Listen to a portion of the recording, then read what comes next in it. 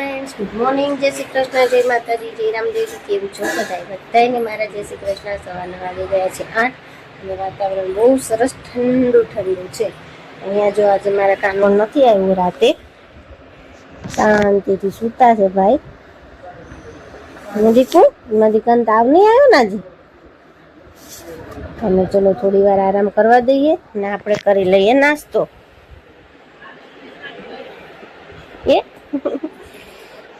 ભાખરી તૈયાર થઈ ગઈ છે. ચા ભાખરી, તળેલી ભાખરી. જો સરસ મજાની તળેલી ભાખરી છે, તાજું તાજું અથાણું અને ચા. અને અહીંયા ફ્રૂટ, તરબૂચ, ટેટી, ટમેટા, દીપક આટું તરબૂચ ને એવું. જય શ્રી કૃષ્ણ મમ્મી. થઈ ગયા ને કહું શાક? શાંતિ થઈ ગઈ ને? ઘરમાં પડ્યા હતા ત્યાં સુધી એમ થતું હતું બાકી છે બાકી છે. આમ તો ઘરમાં વસ્તુ પડી હોય ને ન સાફ થાય ત્યાં સુધી હજી તો પપ્પાનું મસાલાનું બધું પડ્યું છે ને, દાણા જીરું કરવું જોઈએ. નથી એમાં બહુ કષ્ટ નથી, સારું જ છે, ખાલી હાથ ફેરો જ કરવું પડે એમ છે. હા, આજે જવાનું છે જમવા, વેલા જમવાનું છે એટલે કહું છું વેલા જમવાનું છે. ના એનો એટલો આગ્રહ હોય તો જવું તો પડે ને. અને દિયા ને આજે આખી રાત તાવ નથી આવ્યો એટલે સારું છે, બદલી ને એટલે ફેર પડી જાય. આમ તો ત્યાં એક વખત નો ધક્કો હોય, ખાલી જવું પડે એટલું જ, પછી સારું થઈ જાય ખરા. એટલે ઠેકાણે વયા જાય. જય શ્રી કૃષ્ણ પપ્પા. તમારે નવરાત્રી પૂરી થઈ? નવરાત્રી પૂરી થઈ ગઈ દુકાને? ખૂટે જ નહીં.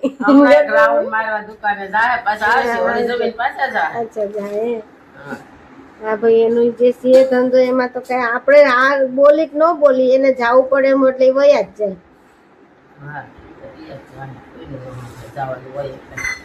મારે હવે આજે વેલા જવાનું છે કેમ કે ભાવના બેન હાથે વાગ્યું છે. ભાભી એકલા છે રસોઈ બનાવવા વાળા, તો થોડુંક વહેલું જવું જોઈએ. પણ હવે એને પછી છોકરાઓની પરીક્ષા પાછું પ્રાંજુ 12મું ચાલુ થઈ જશે એટલે એ કે કરી નાખીને 4-5 દિન રજા છે ત્યાં, એટલે કરી નાખ્યું. પછી એને સાસુ સસરા હવે કેટલા દીરી એનું નક્કી ને, બહુ ગરમી પડે થી પછી વયાઈ જાય એવું, એટલે કે કરી નાખી તો કામ ના ભાઈ કરી નાખે ને. આવી ગયા છીએ મામાના ઘરે અને મામાના ઘરે છે જમવાનું. આજે બધા વેવા વેલા ભેગા થયા છે. જો અહીંયા મામુ બનાવવા માંડ્યા પૂરી. હાલો બધા જમવા. આવી જ ગયા છે બધા. અહીંયા કનીભાઈ પણ આવી ગયા છે. જય શ્રી કૃષ્ણ કનુ. જય શ્રી કૃષ્ણ. રમીન આવી ગયા. કનીભાઈ ગોણો થવા ગયો તો. ગોણી ભેગો ગોણો.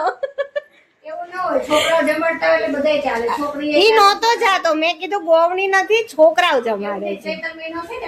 છોકરાઓ જમાડે જવાય ને. મારા કાનાને તું પરાણે મોકલું છું.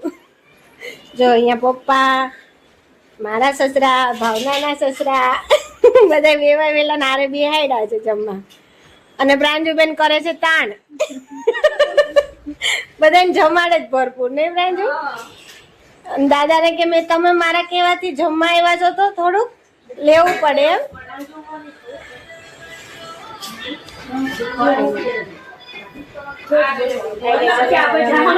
પૂરી કરીએ. ક્યાં જવાનું જમવા? અત્યારે અમને જમાડ્યા, સાંજે તમારે જમવા જવાનું. સરસ. કઈ ને, ચલો હવે અમે અમારી પૂરી કરીએ. અને અહીંયા જો મારો દીકો રીસાઈ ગયો છે, જેલમાં પુરાઈ ગયો છે. હા બેટા, હું બોલો. કોને કહું? મારે કોઈને કેવું નથી. મામુએ સરસ એવા પાત્રા, પૂરી, શાક, સલાડ, પાપડ અને સાબુદાણા વાળો દૂધપાક. કોને સાબુદાણાનો દૂધપાક બહુ ભાવે છે કોમેન્ટ કરો. જો અહીંયા ભાણિયાન ભાણકીન બધા બેસી ગયા છે જમવા માટે. જો અહીંયા મહેમાન ઉપર બેસી ગયા છે અને અહીંયા માને કેમ રીહાણો સજી મારું પાટિયું તૂટી ગયું છે એટલે પાટિયાનો કજ્યો પૂરે અને અહીંયા ત્રણે ડોસીમાં જમીન ઉપર બેસી ગયા છે અને અહીંયા કેવી વસ્તુ છે દૂધપાક એટલે તો ખાવો જ પડે નહીં કયું અને પ્રાંજો અમને પીરસ જેવો હરખું તમને ક્યાં પીરસવું પડે છે કોઈ કેમ આપણે ઘરના માણસો નહીં એવું ને મને કોઈક તાણ કરે ને તો મજા આવે ખાવાની તો તાણ કરે બીજું શું પ્રાંજુ ને બીજા બધાને બહુ તાણ કરે તો ફયું નો તાણ કરવી પડે આત્મારામ તો કરમ ભીડે આ ગયા કનો તારે નથી ખાવું દૂધપાક એવું નો હાલે કે તુંય ડાયટિંગ ઉપર છો હમણાં કેમ બહુ ઢોસા જાજા ખવાઈ ગયા વસ્તુ ઢોસા એને ચલો જમી લઈએ ચલો ચા પાણીનો ટાઈમ થઈ ગયો છે અને આપણે ચા મૂકી દઈએ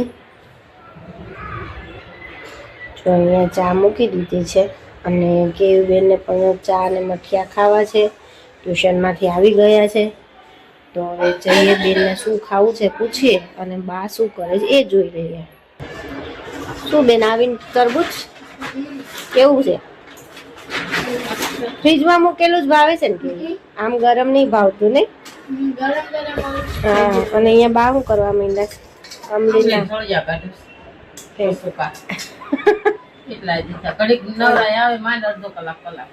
એ તો ભાઈ ઉઠા નથી ઉઠા હોય તો હમણાં કે નીચે લઈ જાય અને આમ તો આ કઠણ હોય ને એટલે નહીં કામ અત્યારે કેવો પવન ઉડ્યો છે ને મમ્મી વાવાઝોડા જેવો ભાઈને અત્યારે પાછો થોડો થોડો તાવ ચડતો આવે છે અને ઉઠા છે દવા ઉઠે ત્યારે પીવડાવો ને બેટા હમણાં ઉઠે એટલે પીવડાવી એટલે હા એને કીધું જ છે ડોક્ટરે 3-4 દિવસ તો રહે જેવું હા જો મારો કાનોડો કેવો ઉઠતો છે હમણાં ઉઠે એટલે નીચે અમે નીચે જવું છે ચાલુ કરી દેશે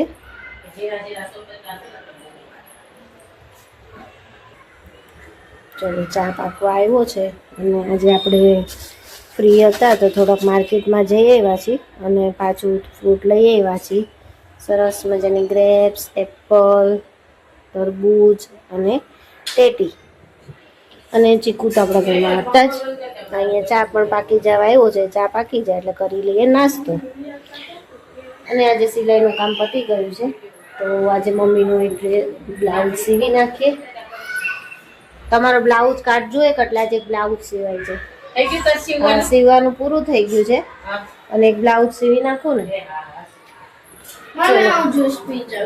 શેનો જ્યુસ એ જ્યુસ નો કહેવાય તરબૂચ નું પાણી કહેવાય જો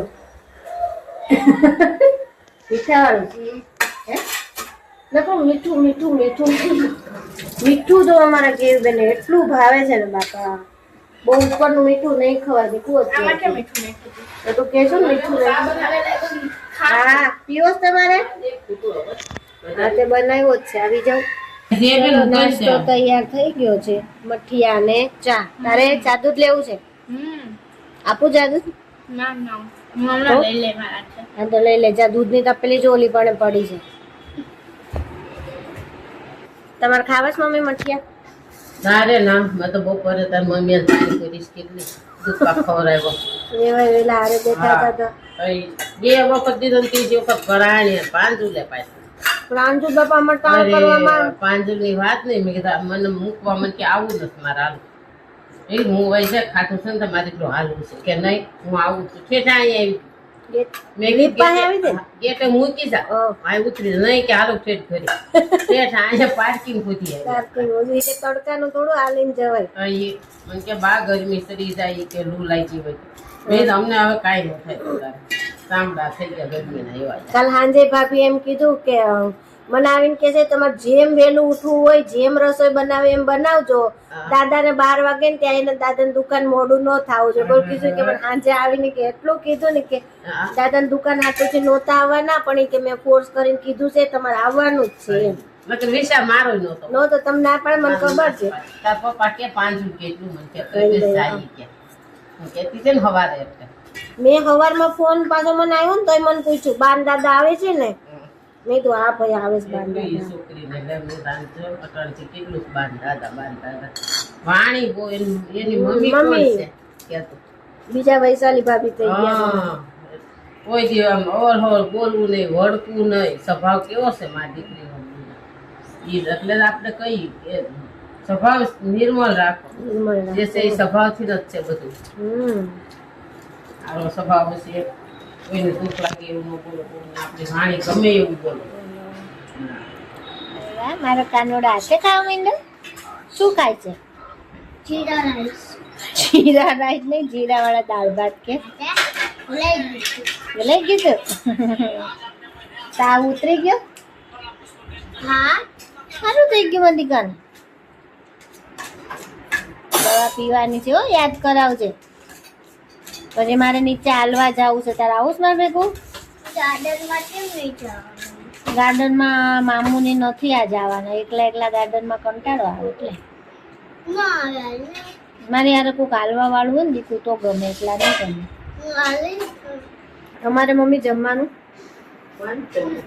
જમવું થોડું થોડું ખાવું છે, ખાઈ લઈ. બહારના જે આજે નીચે ભજન હશે ને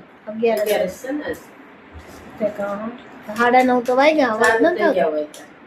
અવાજ નથી આવતો કઈ. કાંઈ ને તમારે જવું હોય તો જાઓ.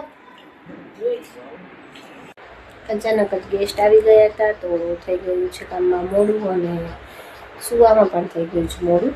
અને ડિયાનભાઈ નાઇટ ડ્રેસ પહેરીને રેડી થઈ ગયા છે. ઊંધું છે દીકા, એ પાછળ આવે. મજા ન આવે, ઊંધું છે. અને ચાલો મળીએ કાલે નવા વિડીયો સાથે. જો મારો વિડીયો ગમ્યો હોય તો લાઈક કરો, શેર કરો અને સબસ્ક્રાઈબ કરો. ગુડ નાઇટ, જય શ્રી કૃષ્ણ.